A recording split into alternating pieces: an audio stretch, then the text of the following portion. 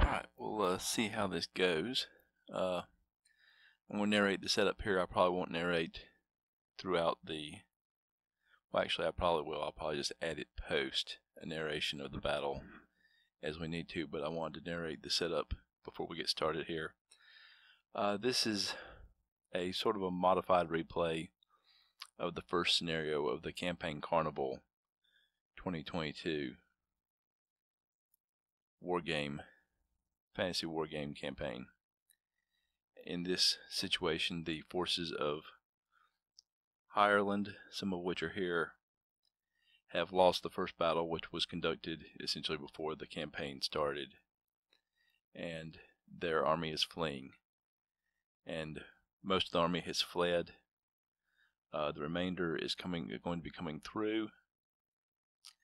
They are in this bag here, and they are being pursued by the forces of Mireland, which will have a much bigger force coming into this scenario.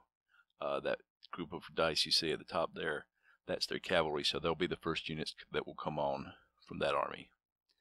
This represents a reserve force, and they're there to try to help the remainder of the survivors escape. And the remainder of the Mireland forces are in here. So what we have here is just a handful of forces. We have cavalry on the outside edge. We got the mage units there, the scout units, which are basically the archers there, and their infantry there. And these represent the units that have leaders in them. They will be important for this scenario because there will be points if you capture enemy leaders, and there's one leader for each unit type.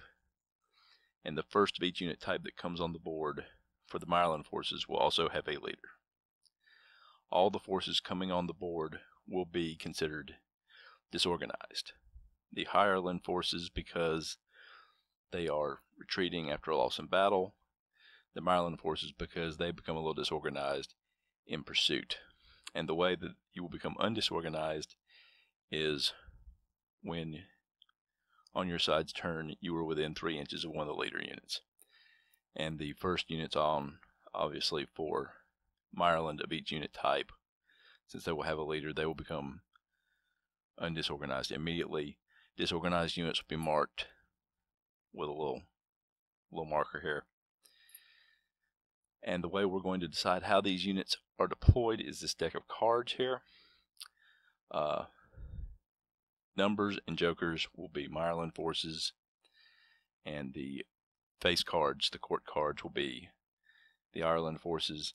The face cards and an equal number of number cards have been shuffled together and put on the top of the deck to represent that the fleeing army will obviously be more likely to come on, and the rest of the Mireland forces behind them. And the way we'll decide how they come onto the board is I have the ruler up against the top here, and the value of the card will be the number of inches it comes from the edge. A red card like this will measure from the right edge, and the black cards from the left edge. That way we'll have kind of a randomized event.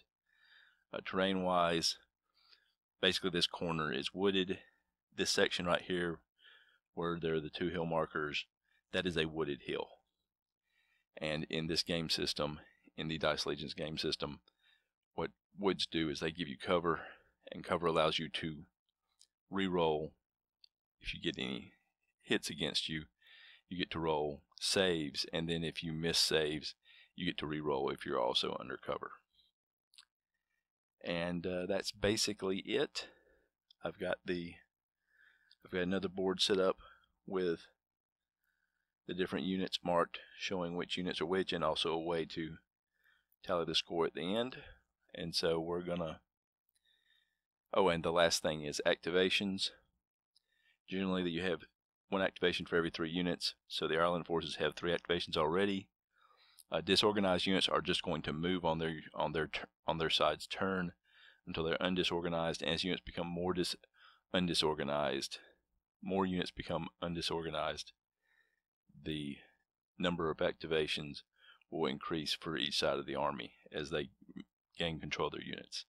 And any activations that can't be used by the armies because they have so many disorganized units will indicate how many cards we draw. So on this first turn, we'll be drawing a lot of cards because between the two sides, at full strength, the Ireland forces will have 6 activations and the Mireland forces would have 11. So there would be 17 total activations available, but they have 3 activations that will be available to them on the first turn, and then the rest of it will be cards. So we'll be drawing, if we do the math, 14 cards on the first turn. So we should get a lot of forces on the board in the first turn. So let's see how this goes. Alright, so I didn't get the other camera started on time, so I just have this static shot of the cards for the unit cards and the dice showing what they are. And I'm about to, I'm showing off that I'm using those markers to indicate which units are disorganized as they come on the board. And that brief glimpse of that D8, that was the Battle Mage, and another Battle Mage will be coming onto the board right there. You'll notice they came on a different distance. That's because one of the special abilities of the Battle Mage is it's a teleport. It moves by teleport, and it's a base 2 inches, and then you roll a d6 and add that to it, and that's how far it can move. So they don't have a consistent amount of movement every turn like other units do. The reason we've got the static shot of the unit cards is I did have another camera with the unit cards, and you can see kind of in the top part of that overlay a dice tower, and off to the side that you can't see was a little chart I set up where we could track the victory point conditions. And I got that camera started late, and I could never get that video to line up with the main video. I just couldn't do it. I don't know how long I spent doing it. I've been doing it for days, it feels like. So but I do have the static shot of the cards. It may be hard to read on smaller resolution monitors or smaller monitors. I don't think I've ever really talked, except in bits and pieces, about the system that I'm using, the Dice Legion system. Each side has units. In this case, these two sides each have 4 units each.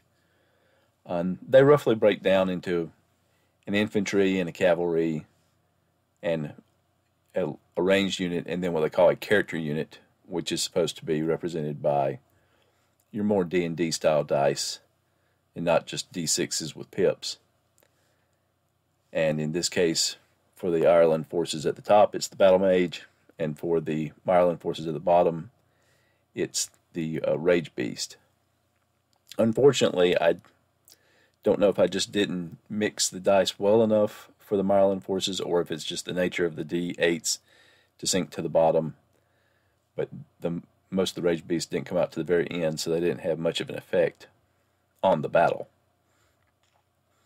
But in Dice Legions, the 3 stats they have are movement, range attack if they have one, melee attack, and save. And the way the system works is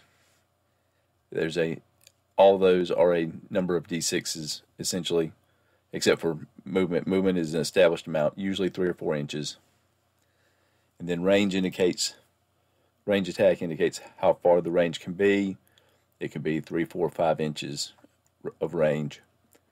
And then for normal units, for both range and melee attacks, you roll a number of dice equal to the number of units showing on that die. So when it's at full strength and it's showing 6, you're rolling 6 dice. And then there's the range of results that give you a hit. In most cases, it's either 4 plus or 3 plus. And then any unit that is attacked against any hits, they have what they call saves. I call it defense. It's a little shield icon. And they roll against that stat to try to fend off the hits. And again, it's usually a 4+ or a 3+. The bottom corner there, where the woods are, that provides cover. I mentioned that earlier, and that gives you an extra. If you fail a save, you can save again. And then each unit has usually two special abilities or something special about it. In the case of most of the Mireland forces, it's that the forest terrain doesn't slow them down, because normally a forest terrain will cause you to move at half speed. In the case of the Mireland, essentially their cavalry unit, which are Drake Riders, of course they can fly, and their other special ability is that they can leave melee combat. Normally in Dice Legions, once you get engaged in melee, you are stuck in that melee combat until one unit or the other is destroyed. And then you're free to move. But until then, you can't. The Drake Riders for the Mireland forces can. The Scouts for the Ireland forces, no, the Battle Mages for the Ireland forces, since they're teleporting, they can teleport out of melee. But those are the only two units that can leave melee. The Scout forces, which are also which also have a range attack, they are also not affected by forest. They move at regular speed through forest. The Battle Mages, they have a range attack. Their range attack, for the special character units, it's a set amount. In the case of the mage units, I think they were 2d6 for melee and 3d6 for range. The Rage Beasts were the exact opposite. They were 2d6 for range and a 4d6 for melee. The special ability of the mage units was that on their range attack, if they roll a 6 on the attack die, that can't be saved. So a 6 is going to be a hit no matter what. For the Rage Beasts, their special on their melee was that if they roll a 6 and it isn't saved, it counts as 3 hits. So that can be really devastating, which is why it was kind of a bad thing for the Mireland forces that they didn't get on the board till toward the end. As far as strategy was going, I went in with the idea that for the Heirland forces, I'm still not sure how to say that, H-E-I-R, Ireland forces, Heirland forces, I was going to try to get their leaders up so they could get the units reorganized as soon as they came on the field, and then try to get units up, overwhelm the first wave of Mireland forces that came on, and then book it to the south. For the Mireland forces, it was, especially since the first units are going to be cavalry, which move at a faster rate, to get on the field, tie up some units so that other units come in, they can keep them tied up in melee until they're destroyed, and then use the speed of the cavalry and the double move ability that all units have to just get around behind the Ireland units and cut off their retreat. When your unit is activated in Dice Legions, you basically have 3 choices. You can move up to your total move and then attack. You can move your total move twice, or you can stay put and attack.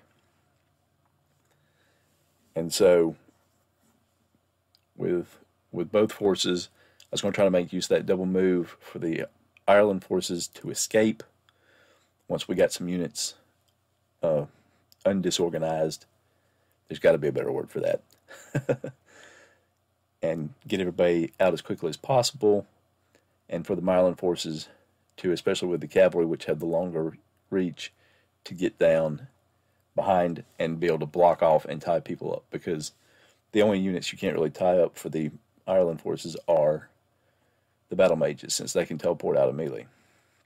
You see over on the left side, some Mireland forces are really coming in. It ended up kind of grouping off to the 2 corners.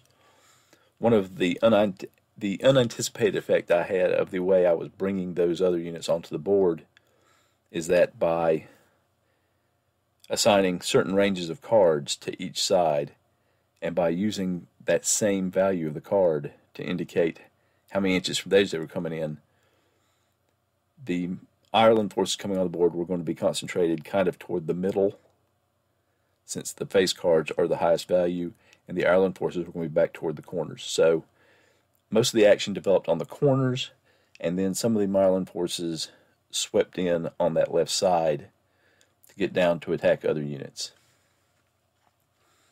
And they really did a good job of tying them up. Up in the top left, the right is where they were sweeping down. Sorry. In the top left, the Ireland forces initially had a sort of numerical advantage, but they had some dice rolls where the Mireland forces just barely made enough saves to survive and keep that clump tied up in melee.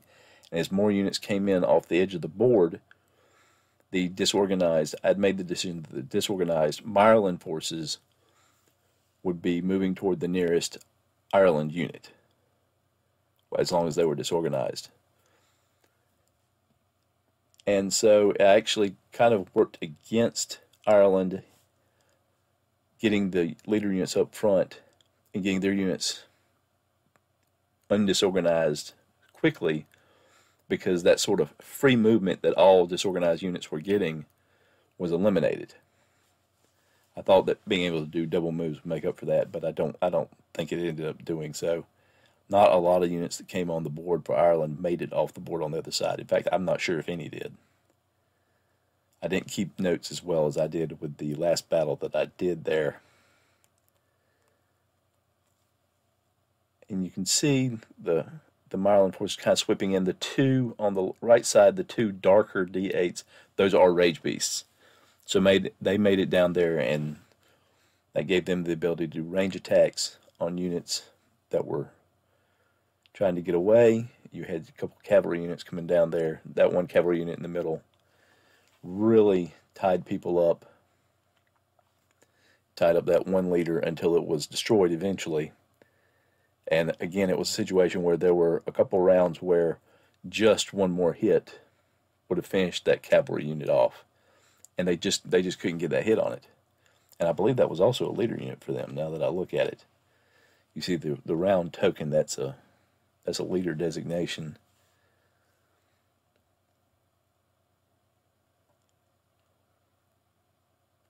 And there I am trying to get a battle mage in there, trying to get those hits on that unit just to get rid of it, get it out of there. I moved the other units off the hill to just try to get it an attack, moving the scouts off the hill. The scouts didn't end up using their range. The hill gives you an extra inch of range, and you can't fire into melee. So once that cavalry got tied up in melee, and then the Mireland forces just started working their way down from the corner. And then up in the other corner, they just never got loose. The Ireland forces never got loose from the Mireland forces to escape. And there's a little brouhaha in the middle of the table right before the woods as well, where a couple of Mireland units are on top of an Ireland unit, and they just can't break free. And they even managed to get, the Mireland forces even managed to destroy a battle mage, which is very difficult because they can't tie them up more than no combat. See, there I am. At that point, I've called general retreat. It's like, just get everybody out that you can get off the board, because it's not gonna end pretty for those that are tied up. The last of the Mireland forces are slowly coming on the board. I think there's probably one more turn of cards after this one. Most of the forces got on the board in the first two rounds, because you were pulling 14 cards that first turn, and you pulled, I think it was another set of double-digit cards on that second turn. So most of the units got on the board. Some of the Mireland units didn't make it to the end. So in a way, that was kind of a disadvantage for Mireland, but I think it does kind of represent the situation, which was what I was really trying to do with this playthrough was, what does a retreating situation look like? And it was a reserve, an organized reserve, and some disorganized units from the defeated force, and then the pursuing units, which would also be a little disorganized. Maybe not to the extent that I caused them to be by this system. But overall, I was very happy with how that part of it worked. I would probably... I'm not sure what I would do different. I need to do something different so that the same numbers, the same exact cards are not for each side, so that they're not clumped up. So there's more of just a general entry across the top. I think that would have worked better for the Mireland forces overall, because they would have had a lot more units coming on all the way across the board, and they'd have been right across units. But it didn't put them at too much of a disadvantage. They were on top of some units just from the very beginning, from the way they came in. If they had drawn, 2s and 3s and 4s to start with, instead of a lot of the 8s and 9s and 7s, then it would have been a different story. But a lot of those numbers kind of came in middle to late, and it didn't make much of a difference. And now the battle is over.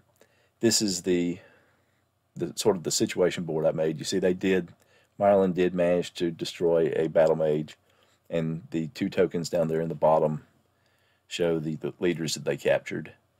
And the Heirland units, you can see that escaped, are not that different from the units that were destroyed by Mireland. I don't even think that's all the units they destroyed. I think there are a few more off to the side.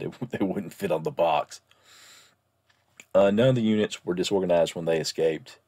They didn't capture any Mireland leaders. They had one chance with that cavalry, but they never could get that last hit. Mireland wasn't able to rout any units off the board or send them in a different retreat in a different area. But they amassed a lot of points, a lot of victory points using these conditions. They did last time, and it was about 2-to-1 in victory, depending on if you looked at it with stands or with what would have been figures, pips. I was using pips as figures. When you broke it down into terms of the actual number of troops that were killed or injured or scattered, the losses were roughly equal. Ireland had a few more lost forces, but it's not sufficient losses of numbers for them to be at a disadvantage for the rest of the campaign. So that part at least held up. And it may be that in this scenario that's the way it was going to be. You could have a serious disparity in victory points, because in the other way around the scenario, the victory points were lopsided toward Ireland, but again, the units lost were about the same. So the armies are still fairly even. So it's going to be interesting to see how it goes from now on.